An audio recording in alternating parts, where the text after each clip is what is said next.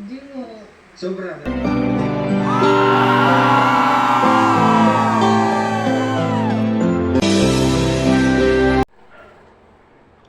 So ayan. Ito naman po tayo, kapo viewers. Welcome po sa aking YouTube channel, Raditz Channel. Paki-subscribe, like, and share, and comment dito sa aking video upload. Okay? Advance. Happy New Year sa inyo lahat. Parting New Year. Hayaan nyo muna, batiin ko kayo ng magandang umaga, magandang tanghali, magandang gabi sa inyo lahat. Sana po sa mabuti kayong kalagayan at malayo sa karamdaman. Lalong-lalo yung mga OFW natin dyan sa abroad. Ingat-ingat po kayo lagi dyan. At advance Happy New Year sa inyo lahat dyan. Sana po nasa mabuti kayong kalagayan at malayo sa karamdaman. Saan man panig kayo ng mundo naroon. Okay? So tuloy tayo. Kapo viewers, tuloy tayo sa aking to. Itong vlog ko ay patungkol to doon kay Dodong Roel pa rin. Kay Roel o Balalag. Mga kapo viewers. Kasi napanood ko yung video upload niya na isang araw. Na namili siya ng mga pangregalo niya sa kanyang mga magulang. O di ba? Magulang at kapatid niya. Siguro, siyempre, pag bumili siya ng regalo, hindi lang sa magulang niya, pati sa mga kapatid niya, di ba? So, ganun, napanood ko, at habang ako'y nanonood, pinanood ko siya, ay napakasaya ng aking damdamin bilang isang viewers, supporter ni Roel Balalag. Natutuwa ako na ang isang katulad ni Roel Balalag na isang anak ay nagagawang bigyan ng tuwa't saya ang kanyang mga magulang. Kahit sa maliit na paraan, sa maliit na bagay, mabigyan niya man lang ng saya ang kanyang magulang. So nakakatuwa, di ba? Bagat maraming mga anak na ganoon din ganoon din ang ginagawa ng mga anak. Kaya shout out sa mga bata, sa mga anak na tinutulungan ng kailang magulang. Shout out sa inyo. Natutuwa na ako sa inyo na kayo'y nandyan para tulungan niyo ang iyong mga magulang. Kaya hanga ko sa inyong mga anak na nandyan kayo handang tumulong sa inyong mga magulang. Makikita naman natin yan, marami naman eh.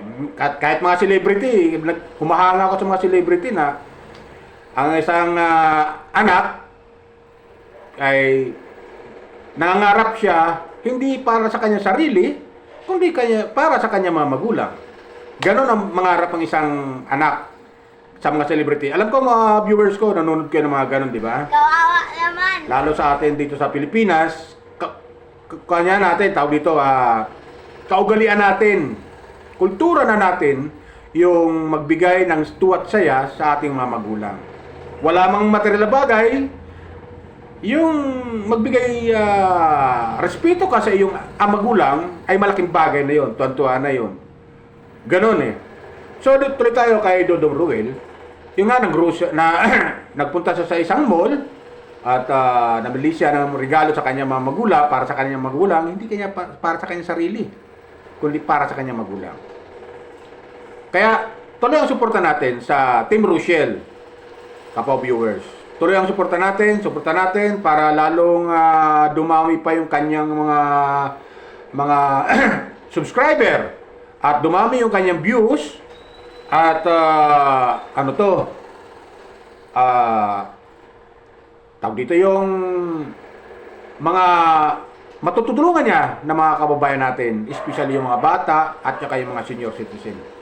Kaya sa pamamagitan ng panonood natin ng mga video upload niya, i-share natin sa mga kaibigan natin. Alam ko naman siguro sa messenger ninyo marami kayong mga friends. So i-share natin sila. Yung mga para lalo siyang ma-discovered ng ibang hindi masyadong nanonood ng mga charity vlogger. So ganoon tayo dapat.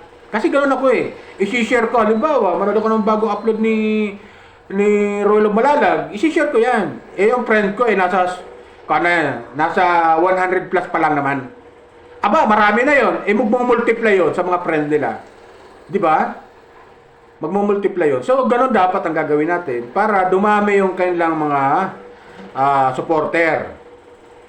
Kasi, alam nyo kapo viewers, aaminin kayo na katotohanan si Dodong Roel, hindi ko makikilala kundi kay Kuya Bal. Iyon ay na-share na bibigkas palagi si Kuya Bal ni kabisnes. Nabibigkas siya, kaya sinerge ko, nung mapanood ko nga, at yun, napanood ko nga si Kuya Bal, at itong si Dodong Ruel ay kasakasama ni Kuya Bal sa mga mission niya. So doon ko siya nakilala. At mas lalo ko siya nakilala, si Dodong Ruel, nung time na ipakilala nang magkaroon ng love team si Dodong Ruel kay Richelle. Dahil itong si Richelle, discovered nga ni Supermac, ni Vincent Calyada, correction ha, nakilala siya ni Vincent Calyada at na-recommend ni Vincent Calyada kay Kalinga Prab at natulungan nga ni Kalinga Prab itong si Richelle Morales. Di ba? At simula no, ang ginawa noon, nilab team ni Kalinga Prab kay Dodong Ruel. At yun, nag-boom. Marami sumuporta sa kanila. Doon, mas lalo natin nakilala si Dodong Ruel at Richelle Morales kay Kalinga Prab. So, ganoon ang nangyari. So, ngayon, dahil wala na nga sa Kalingap, di ba? Wala sa Kalingap, may sarili na siyang community, yung Carousel Team. Di ba? Yung Team Rochelle Community. So, ganoon, di ba, viewers? Kaya, tuloy-tuloy ang suporta natin. Tuloy-tuloy ang suporta natin sa Team Rochelle. Sa mga Raw Boys, Raw Girls, meron palang ganon. Doon ko rin napanood na may mga Raw Boys din pala siya. Yung team nga niya. Akala ko may kanya-kanyang channel. Siyempre, may kanya-kanyang channel din yon na Raw Boys kung tawagin. At Raw Girls. Kaya correct lang kung tama mga po viewers ha. So, ganon. Kaya, natutuwa ako kay Dodong Ruel na binigyan niya kahit maliit na bagay, material na bagay, na regalo ang kanyang mga magulang. Bagamat maraming mga anak na gano'n na ginagawa, yung pagtulong sa magulang. Di ba? Mababasa nga ako sa comment section niya, at maraming natutuwa sa ginawa niya na pagtulong niya sa kanyang mga magulang. Yung iba nga doon, may nababasa ko doon, pasalamat ka, Dodong Ruel, andyan pa yung mga magulang mo. Samantala, ako, sabi ganon, wala na kayong magulang. So, nakakatuwa lang. Relate sa kanila yung ginagawa ni Dodong Ruel. Di ba? Bagamat, yung iba dyan, nagbibigay naman ng regalo sa kailang mga magulang, hindi lang naka-vlog. Hindi lang naka-vlog. Pero, ang ginawa ni Dodong Ruel, para lang pamarisan ng mga anak na ganito dapat tayo magmahal sa ating mga magulang. Di ba ganun yan, viewers? Kaya support lang tayo. Support lang tayo sa Team Rochelle. Supportan natin si Dodong Ruel at Richelle, si Morales, yung Team Rochelle nga. At lahat ng charity vlogger na gumagawa ng kabutihan sa ating kapwa, supportan natin sila. Especially kay Pugong Biyahero. Maraming napagawang bahay dyan sa Mindanao. Di ba? Kasi dyan sa nakabahay sa Mindanao. Katekra, marami rin napagawang bahay yan. Supportan natin, kapwa viewers. Welcome po kayo sa aking YouTube channel ng mga viewers ng Katekram at Pugong Biyahero. Welcome po kayo sa aking YouTube channel. At please subscribe, like, and share, comment. Tapos si Kapobrim Vlogger. May mga napagawang bahay yan eh. Di ba? Si Kuya Noli Vlog. Suportahan natin sila, mga charity vlogger na matumutulong at nagpapagawa ng bahay. Si Rene Ose, na nakabase dyan sa Mindanao, sa bandang Mindanao, ganon. Di ba? Yung PWD. Nakita nyo naman sa pamamagitan niya, nagagawa niyang tumulong. Sa tulong na rin ng mga sponsor sa kanya, di ba? Kalinga Prab, suportahan natin. Maraming bahay na pinapagawa si Kalinga Prab. At mga konkreto ito at mga ganda. Gawin din si Kuya Bal. Dahil siya ang founder ng Kalingap, suportan natin dahil marami siyang tinutulungan ng mga senior citizen at pinapagawa pa niya ng bahay. So, ganoon tayo dapat. Si Kuya Noli Vlog, marami siyang tinutulungan at pinapagawa niya rin ng bahay. Pag mga ganitong mga taong mga charity vlogger handang tumulong sa mga kababayan natin na kapos sa kahirapan, itong dapat sinusuportahan natin. mga kapwa viewers. Huwag nating suportahan yung mga wala lang. Di ba? Puro games sa pinanonood, games. Pero bagamat karapatan nila yon, pero ang sa akin lang, ang dapat natin suportahan itong mga taong itong tumutulong sa mga kababayan natin na kapos sa buhay. Di ba? Yung may mga eskola. Katulad ni Kabisnes. Yan, suportahan natin yan. Si Papa Dins TV, isang charity vlogger. Shoutout siya, Papa Dins ha. Pagpatuloy nyo lang po yan bilang mga vlogger. Di ba? Yan ang matulungan natin, yung mga kapwa viewers, yung mga, suportahan natin sila. Alam ko, nanonood kayo ng Kabisnes, kay Papa Dins, nanonood kayo. Nakita nyo na, panoorin nyo yung shoutout.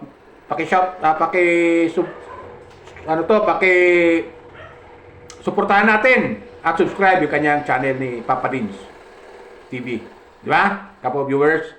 Alam kong, yung iba dyan, hindi pa nanonood kay Papa Dins TV, puntahan nyo po yung kanyang channel.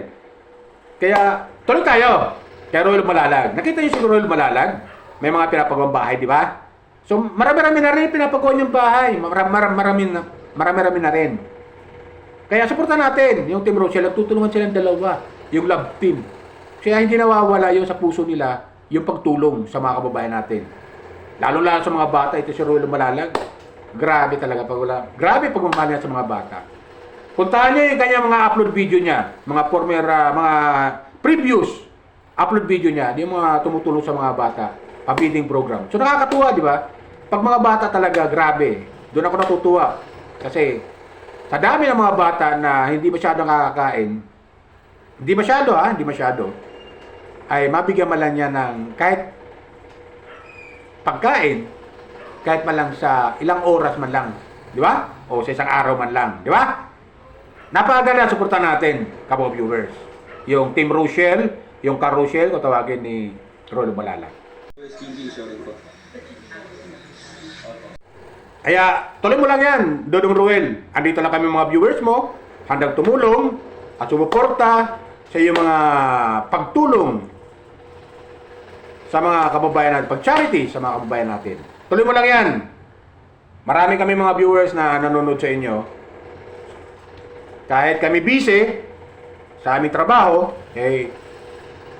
kahit gabi, panonoorin namin yung mga mga tawag dito, yung mga pagtulong nyo sa mga kababayan natin, yung mga video upload nyo. So ganun dapat. Kaya salamat sa iyo at nagawa mong bigyan ng pasaya, bigyan ng saya ang iyong mga magulang. So natutuwa lang kami mga viewers mo. Nga pala, may mga nag-comment dito sa akin sa comment section. Ito daw si Dodong Roel, ayaw daw niya ng mag-react sa kanyang views, sa kanyang vlog. Ayaw sa kanya. Kapwa viewers, masasabi ko lang po, ako po ay hindi po ako official na commentator, reactor ni Dodong Roel o ng Team Rochelle. Ako po ay isang simpleng viewers lamang, katulad nyo. At yung aking comment, dinadala ko sa video. Para mapanood nyo rin yung aking comment. So, ang comment ko nga dito, ginagawa ni Roel, maganda yung ginagawa ni Roel na pagtulong sa kanyang mga magulang. Di ba? Kung ano maganda na papanood ko sa kanya, magko-comment ako dyan. At natutuwa ako na sana, mas lalong dumami yung kanyang mga subscriber at at saka mga viewers. At yung ginawa ni Roel ay inspirasyon sa mga bata na sa kasalukuyan, sa ngayong henerasyon, inspirasyon ginagawa niya na pagtulong, pagpapasaya sa kanyang mga magulang. Pinapakita niya lamang na dapat ganito kayo mga anak, na katulad ko bilang anak, ay ganito dapat tayo tumulong sa ating mga magulang. Di ba ganun yun, kawa viewers? Pinapakita lamang yun. So nakakatuwa. Bagamat halos naman siguro, mabibilang lang naman siguro sa daliri yung hindi masyadong tumutulong sa magulang. Siguro, daliri. Sa dami ba naman natin sa buong Pilipinas 110 million tayo Di ba? Pero marami naman tumutulong sa ganun. Bagamat, ipinapakita lamang niya, kaya na i-vlog niya, yun. Kasi nga, gusto niya makita nating mga anak na ganun ang gawin ninyo sa inyong magulang. bigyan nyo ng konting saya kahit minsan lang sa buhay mo. Di ba ganun yun, kabaw viewers? Katulad yan, yung mga ano to, yung mga kita naman natin, yung ibang mga charity, mga celebrity nga nagagawa nga nila, di ba? Tayo pa kaya na mga simpleng mamamayan ng ating bansa. So, nagagawa natin yon. Maganda yung ginagawang halimbawa ang ginawa ni Ruel Malalag. Nakakatuwa lang na panoorin, ang saya. Kahit maliit lang, na bagay lang yan, material bagay. Basta mabigyan mo ng saya yung mamugulang, tuwan-tuwa na yun sila. Di ba ganon yun, kabaw viewers? Dapat ganon tayo. Ganon tayo, mga anak sa ating henerasyon ngayon. Lalo yung mga millennial, kung tawagin. Di ba? So, support lang tayo. Tapos meron pa doon, nag-comment dito sa akin sa comment section. Kawawa naman. Sino daw ako? Hindi naman daw ako. Sino daw ako? Kalingap ba ako o Team Rochelle? Ito lang masabi ko sa nag-comment sa akin dito sa akin channel na